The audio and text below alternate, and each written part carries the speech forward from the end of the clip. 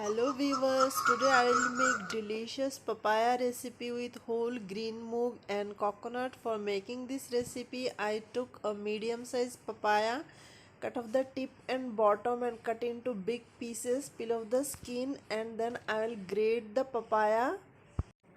After grating, keep aside. Now in a grinder jar, add half small bowl coconut pieces and 4 to 5 green chili, half inch grated ginger and half teaspoon cumin seed. Add little water and blend into smooth paste. Now prepare 2 small size tomato cut into small pieces.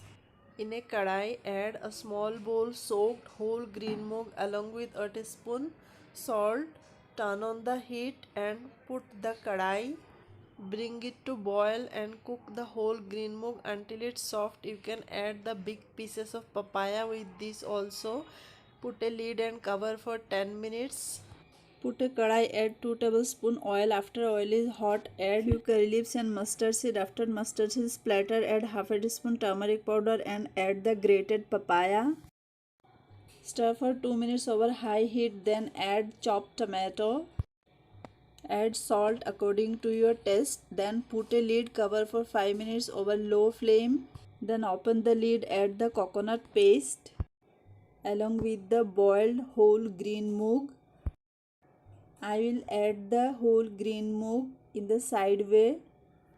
Now I will not mix it. Again I will put a lid and I will cover for 5 to 7 minutes over medium to low heat. After 7 minutes, open the lid and stir for 2 to 3 minutes. Mix well.